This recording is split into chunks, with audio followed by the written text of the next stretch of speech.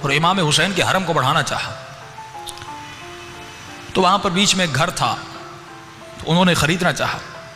تو یہ گھر ایک بوڑھے شخص کا تھا، اس کے پاس آئے، یہ مزدور تھا، یہ بنائی کا کام کرتا تھا، لوگوں کے گھر بناتا تھا۔ اس کے پاس آئے کہ قبلہ آپ کا گھر چاہیے، سنا ہے آپ غریب ہیں، آپ کے گھر کی قیمت 10 لاکھ ہے، لیکن ہم آپ کو 50 لاکھ دینے کے لیے تیار ہیں۔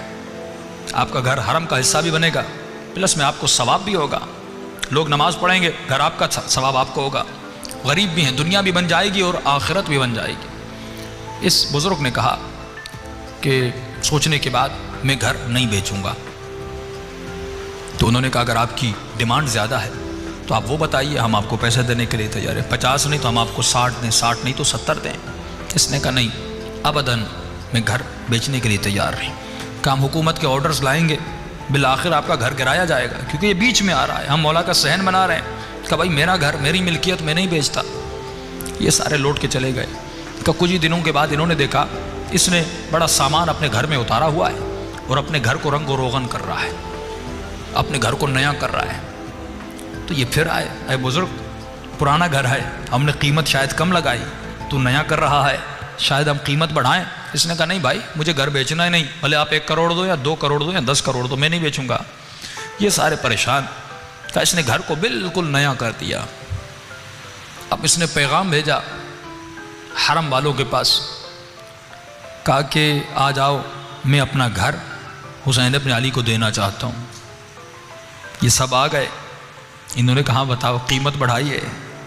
اس نے کہا نہیں، کوئی قیمت نہیں۔ کہا پھر؟ کہا میں اپنا گھر مفت میں اپنے آقا کو ہدیہ کرنا چاہتا ہوں۔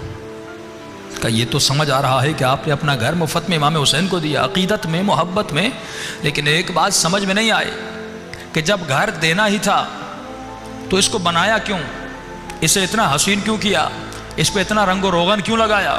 تو یہ بزرگ کے جملے ہیں، کہتا ہے پہلی مرتبہ زندگی میں حسین ابن علی کو کوئی چیز دے رہا تھا، پہلی مرتبہ اپنے آقا حسین ابن علی کو کوئی چیز دے رہا تھا۔ تو مجھے یہ بتاؤ، میں پرانا گھر دیتا کہ میں نے کہا آقا کو پہلی مرتبہ کوئی گفٹ دے رہا ہوں، کوئی اچھی چیز دوں۔ اور آج امام زمانہ فرماتے اے مومن مجھے تمہارا گھر نہیں چاہیے، اے مومن مجھے تمہارے پیسے نہیں چاہیے۔ کہا مولا آپ کو کیا چاہیے؟ کہا مجھے تمہارا پاک دل چاہیے۔ کہ مولا فرماتے ہم کہیں نہیں رہتے، مومن کے گھر میں رہتے ہیں۔ کہ مولا مومن کا گھر کہاں ہے؟ فرمایا اس کا دل ہے۔ آج اگر دل قساوتوں میں مبتلا ہوگا، اگر آج دل نجاستوں میں مبتلا ہوگا، فرمایا اس دل کے گھر میں امام زمانہ نہیں آ سکتے۔ مولا اسی دل میں آتے ہیں جو دل پاک و پاکیزہ ہو۔ کہ مولا ہم گناہ سے دور ہوں تو کیسے ہوں؟ امام ایک فارمولہ بتاتے ہیں، امام فرماتے گناہ وہ کرتا ہے جس کے دل سے خوف خدا نکل جاتا ہے۔ آج مسئلہ یہ نہیں کہ سوشل